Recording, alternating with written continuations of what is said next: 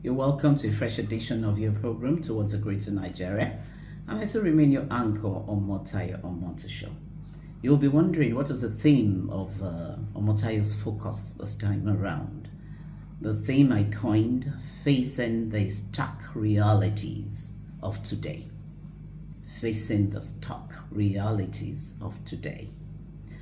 And I start by extending my message to all Nigerians, every one of us living in this nation. We sure know what we're going through. And lots of Nigerians are saying, because I do conduct Vox Pop, and they're saying, what is the issue of our national anthem? What is important about national anthem? They want food. They want the capacity to be able to purchase, to be able to buy, to be able to feed our children, our grandchildren. Why is national anthem important? Why is it priority? I try to reason it. And I do say, well, maybe the government of today is thinking of national reorientation. In brotherhood we stand. We've had them talk about that several times. So that will make us get closer to one another. But they tell me, no, Omotayo, that's not the issue. It's not going to the old national anthem that will make us to be committed to our motherland and to be close to one another, to be each other's helpers. No, it has to do with the state of your heart and the state of the nation. It has to do with a nation that cares about the welfare of its people. It has to do with a nation that realizes that, oh, all commodities and services have gone skyrocketed. How do we bring it down? How do we make life comfortable, conducive for everyone? How do we make cost of living come down so that everybody will be able to afford some tangible amount of money to eat, to feed? Yoruba say tí ebi bá ti pẹ́, tẹ́bí bá tán rather nínú ìṣẹ́bùṣe. When it's ebi bá tán nínú ìṣẹ́bùṣe, which means if hunger is out of the decimal, then we can talk of moving Nigeria forward. We can talk of patriotism. We can talk of commitment. We can talk of brotherhood, which is very, very true. Nigerians are hungry, we know that, because the cost of living has quadrupled. And we know that it's not this government that caused that. I've always said it, having done my research, that it is accumulation of the neglect of past governments. Soldier come, soldier go. Civilian come, civilian go. A lot of them did not do what they're supposed to do when they were there. And so our president today inherited a rickety vehicle that we call Nigeria. So what had been busted and battered and decayed for years cannot be rectified in 1 year. It cannot even be rectified in 2 years. It will take some time. And commitment of every one of us, cooperation and collaboration of everyone. So this message first is to appeal to Nigerians that let's give the present administration a chance. Let's do whatever we need to do to cooperate, to join hands, and see how we can go. I'll see how far we can go. But you ask me, Tayo, why would we have to do that? Why do we have to be that committed? Is the president and his operatives, are they committed to that extent? I tell you they are. And I'll let you know the indices I see. Just a few days ago, May 29th, we're supposed to have the 1-year anniversary of President Bola Ahmed Tinubu's administration. And I was one of the masters of ceremony that have been contacted to render service, professional service, for the event. And so myself and some other colleagues were already getting set for the assignment, only to be told a few days to the time that, sorry, Mr. President had seen the report and refused to approve and said, no, it's cancelled. It's no time for jubilation. It's no time for celebration.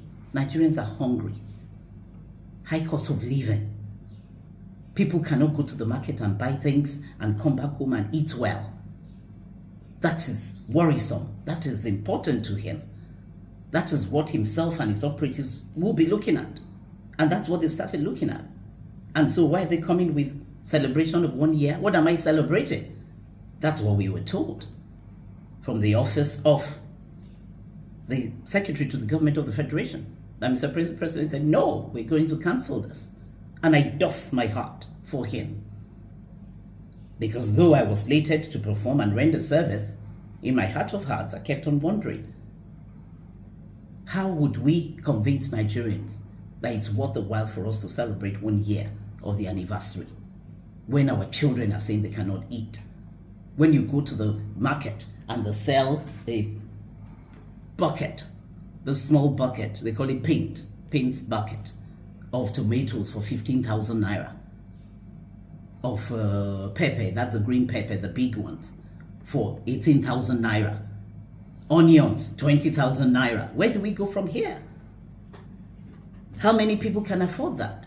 So by the time we got the feedback that no, Mr. President, Bola Ahmed Tinubu has cancelled all engagements for 1 year anniversary. He wants to tackle the problem on ground. He cannot be celebrating when Nigerians are not happy. I said, oh, we have a president that is listening. We have a president that is sensitive. We have a president that feels the pulse of the people. And that's why it occurred to me that I need to let Nigerians know that we must collaborate, we must join hands for this government in place to make a difference. Because 20 Bola Tinubus cannot do it alone if you do not support him. No Jupiter can do this alone. It's a collective responsibility. And this is not the only way that he has shown that he cares for the Nigerian masses. I'm aware that he has also told members of his cabinet, no first class flight to anywhere anymore. It should be business class. No money to waste. No money to squander. The little we have, we must think deeply to know how we appropriate these funds for the generality of our people. No more incessant traveling abroad and spending forex that we do not have. No more this, no more that. No more big parties of throwing money around, spraying, displaying affluence when majority of Nigerians are in poverty. No more this, no more that. That touches me. So it takes a man that knows his onions and really genuinely wants to make a difference to be able to say that. So why would we support him? If truly we are genuinely interested in moving Nigeria forward, a country divided against itself cannot stand. So Nigerians, I beckon on you. I'm not the operative of Mr. President in charge of media.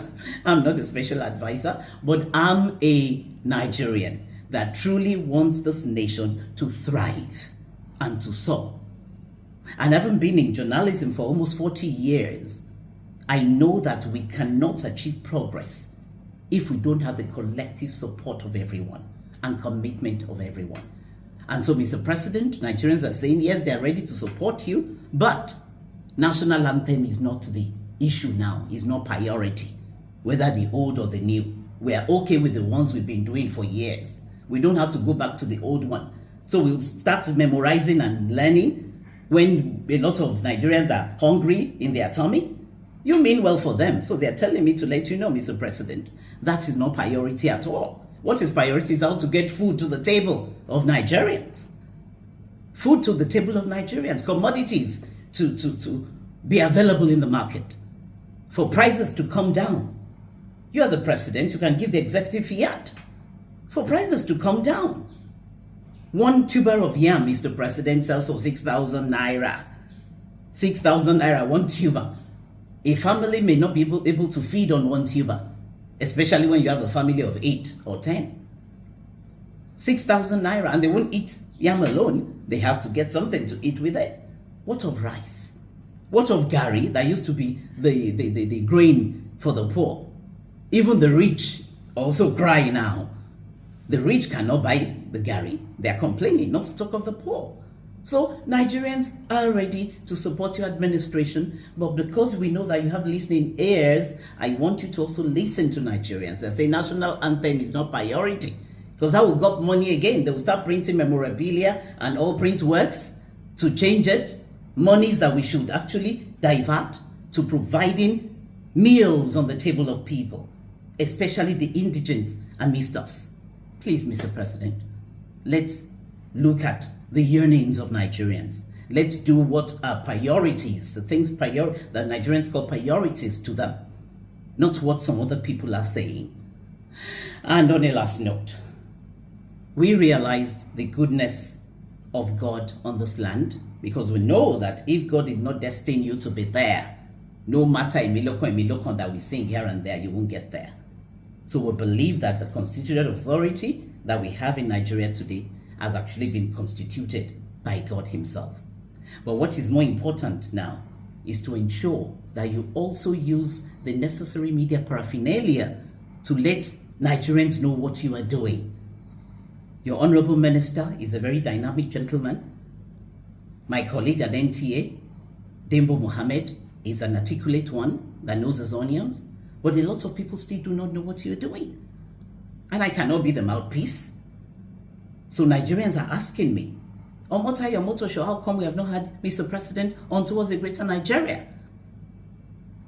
On your program, we've seen Muhammadu Buhari, we've had Umaru Musa Yar'Adua, we've had Goodluck Jonathan, we have seen Obasanjo. This is the time to have President Bola Ahmed Tinubu. President Bola Ahmed Tinubu on your program. What's going on? So I said, don't worry, we're working on it. And the truth is, Mr. President, I've written formally, because I know the procedure.